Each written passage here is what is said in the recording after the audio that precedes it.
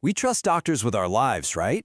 But have you ever really stopped to wonder how they learn to make those impossible life or death decisions? Well, today we're going to pull back the curtain on the 6-year ethical journey every single doctor has to take, from day one in the classroom all the way to the chaos of the hospital front lines. So let's get right into it. And first, just a quick heads up on our source material so we're all on the same page.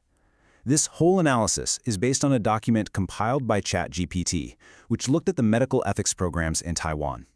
And what's great about this is it gives us a really detailed, ground-up look at how this critical training is actually built.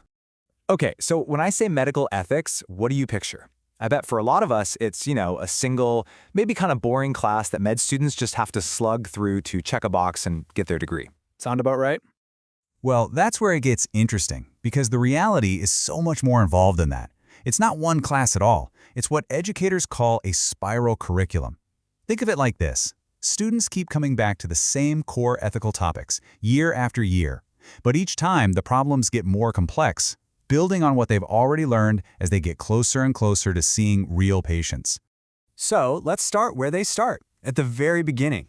For a brand new medical student, the first stage of this whole journey is all about building a solid foundation. In those first couple of years, the focus is really on medical humanities and the absolute basics of ethics. The goal here isn't to solve some crazy complex dilemma. It's just to build a vocabulary and a basic grasp of the core ideas. And you can see this in practice at schools like Tsinghua University, which actually weaves humanities courses through all 6 years, or at National Yangming Chiao-Tong University, where ethics classes are mandatory right from the get-go. And at the absolute heart of that foundation are these 4 principles. You can almost think of them as the operating system for every single ethical decision a doctor will ever have to make. You've got autonomy, respecting a patient's right to choose for themselves. Beneficence, always trying to do what's best for the patient.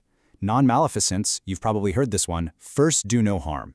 And finally, justice, making sure care and resources are distributed fairly. Seriously, every tough case we're about to talk about comes back to these 4 pillars. Okay, so once that foundation is in place, the curriculum starts to add layers of real-world complexity. In years 3 and 4, it's time to build the framework around those core ideas. Now, in years 3 and 4, the focus takes a big shift. Those abstract principles we just talked about, they're now put into the context of the real world. Students start learning about medical law, the intricate systems inside a hospital, and the professional standards that are going to govern everything they do. It's not just philosophy anymore, it's about learning the actual rules of the game. In this slide, this illustrates one of the biggest, most important shifts they learn about. The old way of doing things was called paternalism. Basically, the doctor knows best and makes the call for the patient. That's been replaced. The modern standard and what's taught now is shared decision-making.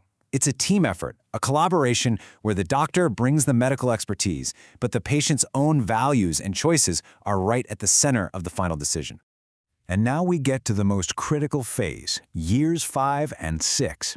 This is where all the theory, all the principles, and all the laws collide head-on with the messy, high-stakes reality of a clinic. This is the front lines. These final years are all about one thing: applied clinical ethics. The entire goal is to give students the tools to navigate those murky, gray area cases where there's no easy, black and white answer. And you can see how urgent this is in the course titles, like Clinical Medical Law and Humanistic Reflection, or Medical Ethics and Medical Law Practice.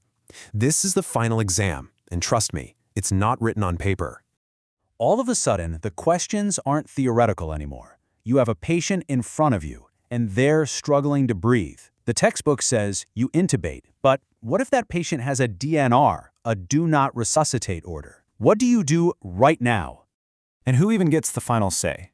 The patient, if they can even communicate? The family, who are watching their loved ones suffer and might totally disagree with what the patient wanted? Or you, the doctor, who took an oath to preserve life? The pressure in that moment is just immense. And just when you think you can't get any harder, the entire system is under pressure. There is one ICU bed left, and you have 2 patients who both desperately need it to survive. How do you choose? Who gets the bed? Who lives? This is where that principle of justice gets tested in the most brutal way imaginable. So, after hearing all that, you're probably wondering, what do these classes actually look like?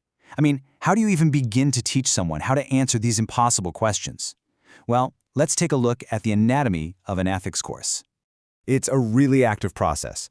It might start with lectures, learning the theories and the laws. Then they watch videos of real or sometimes simulated cases, which really puts a human face on the problem.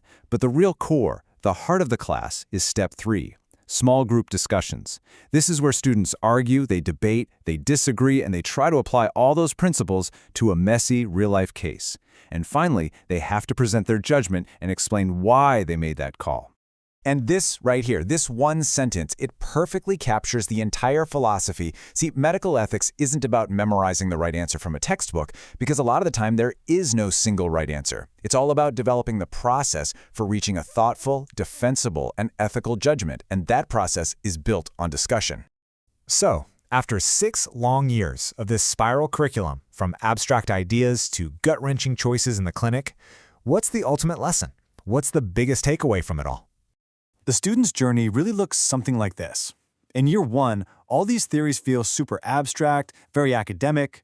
By year 3, when you bring in the laws and the hospital systems, it starts to feel a bit more real. But it's not until year 5, when they're standing in front of a real patient, a real family, that they finally understand just how deeply challenging this all is.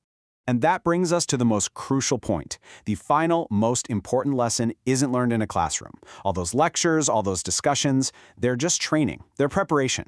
That true gut-level understanding of the weight of these decisions, that's only forged when a young doctor has to face it for themselves on the hospital floor during their internship. And that kind of leaves us with a final thought for you to take away. Knowing about this intense, 6-year-long and deeply human process that doctors go through just to build their ethical compass. Does it change at all how you think about the medical decisions that you and your family might one day have to face?